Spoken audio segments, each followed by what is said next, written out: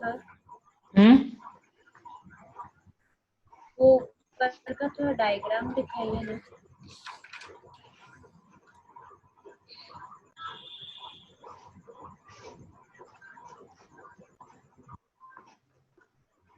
Sir और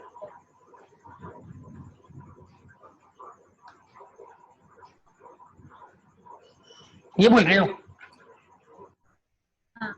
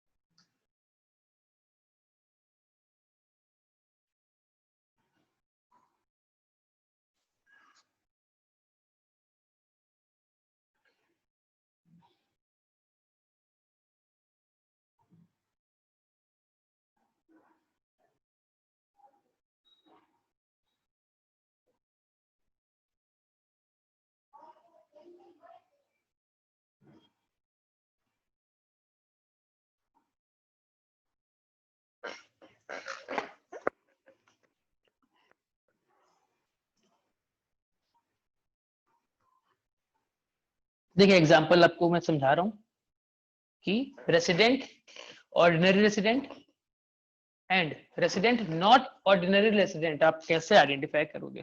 मान लो हमारा असेसमेंट ईयर कौन सा है, 2021।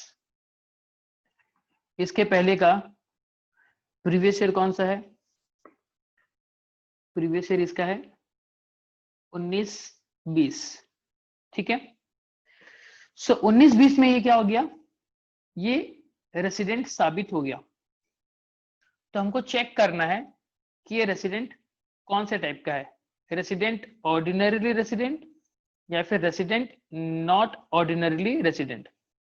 तो इसको चेक करने के लिए हमको रेसिडेंट ऑर्डिनरी रेसिडेंट का एक सेक्शन मिला, सेक्शन 6 सबसेक्शन 6। इसमें दो कंडीशन बताई गई है। इस वाले सेक्शन में दो कंडीशन है। पहला कंडीशन क्या बोल रही है, पहला कंडीशन बोल रहा है कि 10 प्रीसीडिंग प्रीवियस ईयर में कम से कम 2 प्रीवियस ईयर में उसका क्या होना जरूरी है, resident, plus 7 preceding previous year में उसका कम से कम 730 डेज और मोर इंडिया में होना जरूरी है, इंडिया में स्टे करना जरूरी है। अगर ये दोनों कंडीशन फुलफिल करता है तो वो कहलाएगा resident but not, sorry, resident and ordinary resident. लेकिन इनमें से मतलब क्या, सेक्शन 6 सबसेक्शन 6 की एनीवन या फिर both conditions not fulfilled then he become resident but not ordinarily resident. तो हम चेकिंग कैसे करेंगे, हम जाएंगे प्रीवियस ईयर में। उससे जाने से पहले ये एक छोटा सा डायग्राम आपका बहुत काम आएगा, आप प्लीज इसको ना फोटो ले लो, ले लिए फोटो स्क्रीनशॉट। अब देखिए इसको मैं किस तरीके से आइडेंटिफाई करता हूं। फिलहाल के लिए मैं इस एग्जांपल को साइड कर देता हूं, जरूरत पड़ेगी तो फिर आपको बाद में दिखा दूंगा। मैं इस एग्जांपल को मैं साइड कर देता हूं। अब आता हूं मैं अपने टाइमलाइन में। टाइमलाइन में जाके मैं देखूंगा किस तरीके से मुझे आइडेंटिफाई करना है।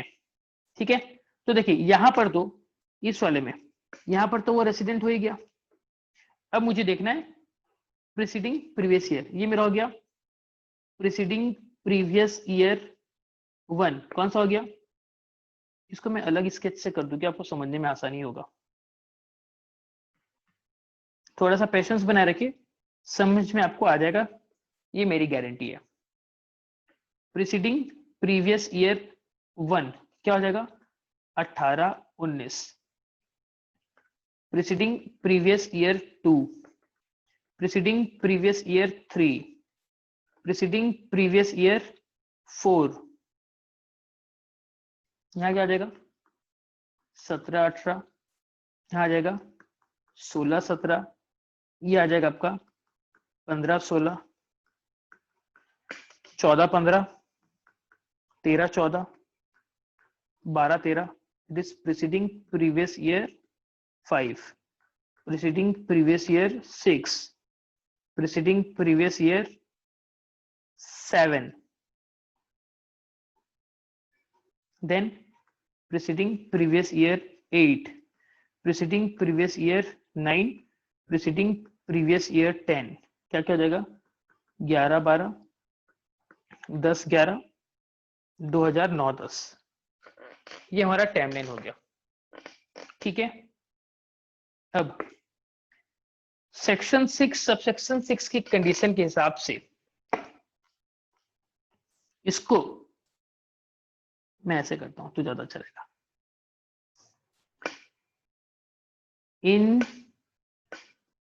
प्रीसीडिंग 10 ईयर में, ये देख पा रहे हैं आप, मैंने पूरा 10 ईयर कवर किया है। थोड़ा सा और कर देता हूं, इजी हो जाएगा। इन प्रीसीडिंग 10 ईयर में क्या होना चाहिए? एनी 2 प्रीवियस ईयर में इसका रेसिडेंट होना जरूरी है। एनी 2, कोई भी 2 ईयर्स में। उसके बाद प्रीसीडिंग 7 ईयर्स, मतलब यहां से इन 7 ईयर्स में से उसको क्या होना जरूरी है? इन 7 ईयर में से उसको क्या हो गया? उसको एटलीस्ट 730 डेज और मोर इंडिया में स्टे करना चाहिए। अगर इतना कंडीशन ये फुलफिल करता है, ये कितना आ गया देखो। अब मैं आपको और थोड़ा हिंट देता हूं, देखो ये 1 ईयर 2 नहीं, छोड़ो रहने दो, वही ठीक था।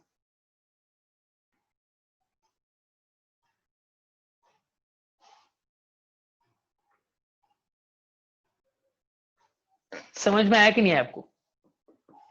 अगर इतनी कंडीशन वो फुलफिल करता है तो फिर क्या, और ये दोनों कंडीशन फुलफिल होनी चाहिए। और मजे की बात है, ये दोनों कंडीशन उसको फुलफिल करनी है। मतलब क्या, ये प्लस ये दोनों कंडीशन उसको फुलफिल करनी है। अगर कर दिया तो वो क्या कहलाएगा? इस वाले ईयर में रेसिडेंट एंड ऑर्डिनरली रेसिडेंट। लेकिन अगर ये कंडीशन नहीं फुलफिल कर पाया, इफ कंडीशंस नॉट सेटिस्फाइड, कौन सी कंडीशन? एनीवन, एक भी अगर नहीं किया या दोनों नहीं किया, तो क्या हो जाएगा? तब वो हो जाएगा resident but not ordinarily resident. I hope अभी आपको बात समझ में आ गई होगी। This is the best timeline जो मैं बता सकता था। आप लोग इसका स्क्रीनशॉट ले सकते हैं। और ये जो कंडीशन है ना, ये कंडीशन कौन है? Section 6 subsection 6। बोलो बोलिए, क्या कुछ क्वेरी है तो प्लीज बोलिए। शताक्षी, आपका डाउट था, क्या आपका डाउट क्लियर हुआ?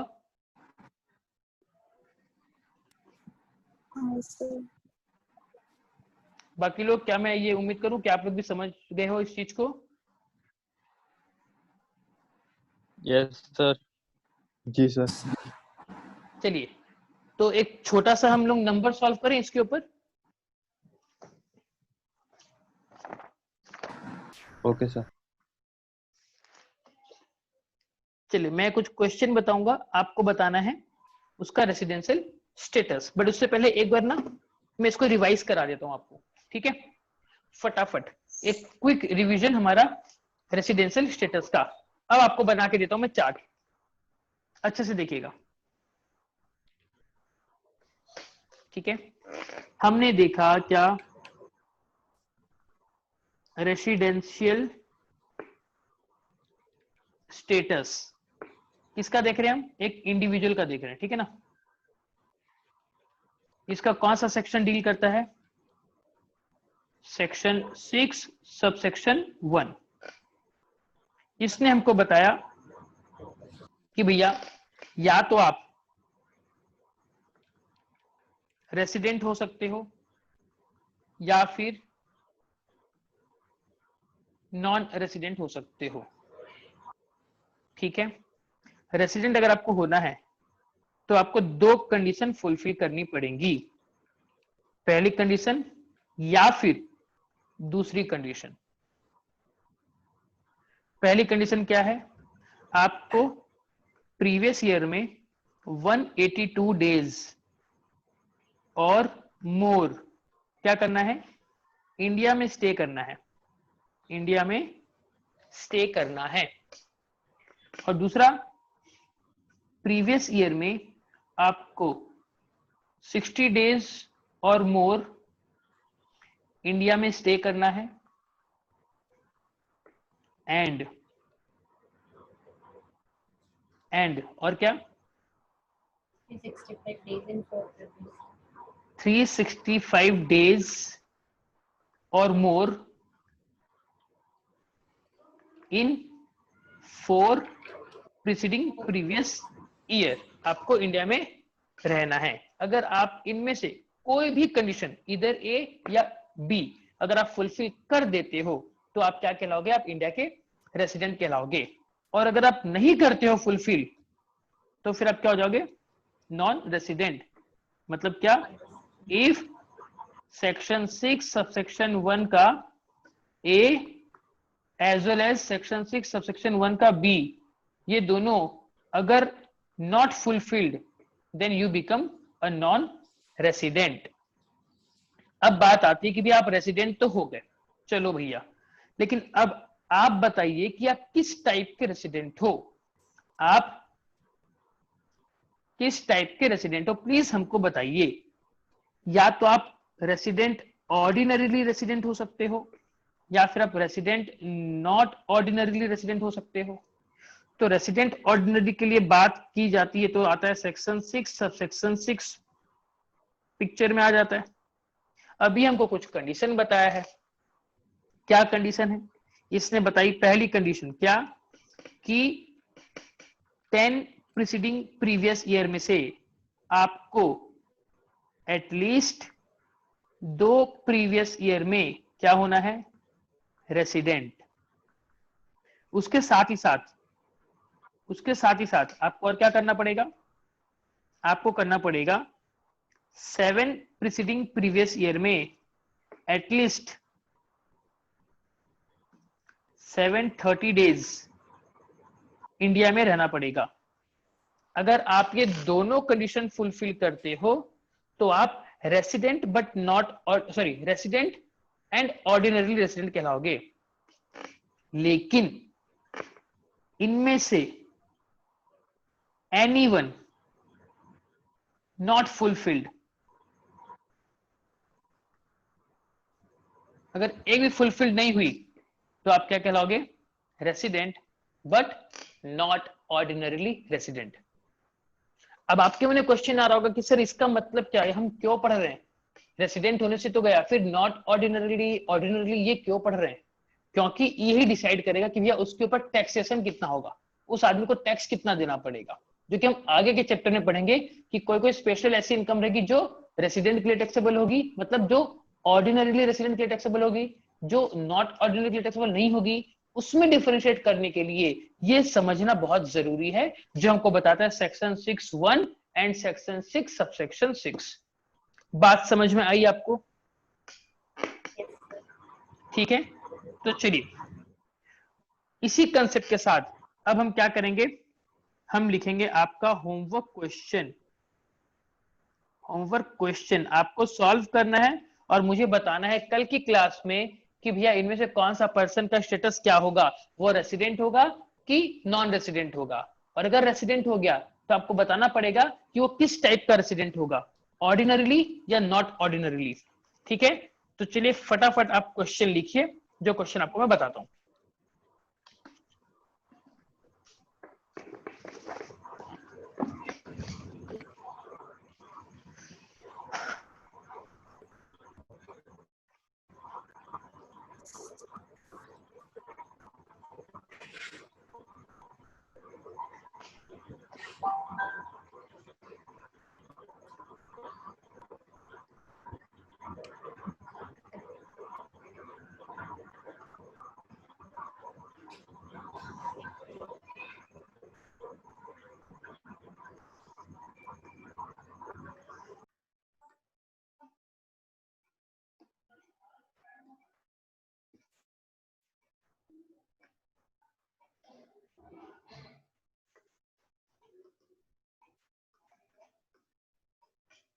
Bradley, an Australian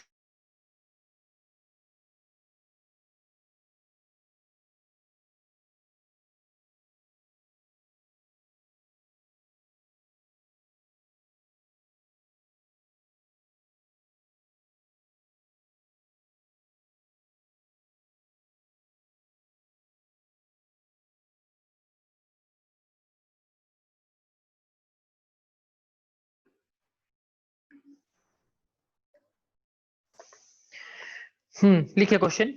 Bradley, an Australian cricket player, visits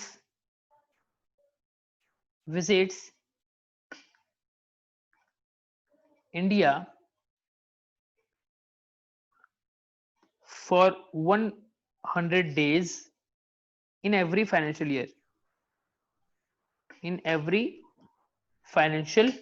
year. This has been his practice.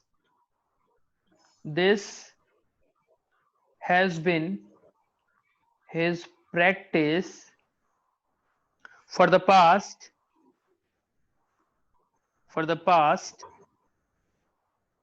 10 years.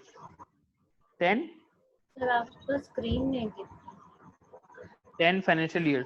Screen नहीं दिख हाँ रहा? सर, आपका स्क्रीन नहीं दिख रहा है। टैटैटैट। से दिखा है when I kind of started seeing sharing this. दिख रहा है क्या अभी? देखो तो, दिख रहा है क्या? देखो तो। ब्लैक पूरा black black। हो रखा है। ओके, पूरा ब्लैक स्क्रीन दिख रहा है सर। तो ठीक है, चलिए एक काम करते हैं, आज की क्लास यही वाइंड अप करते हैं। क्वेश्चन आपको मैं शेयर कर दूंगा, ठीक है? चलिए फिर आज के लिए टाटा बाय बाय। क्वेश्चन के लिए वेट कीजिए, क्वेश्चन आपके पास पहुंचने वाला है। Bye bye. Good night.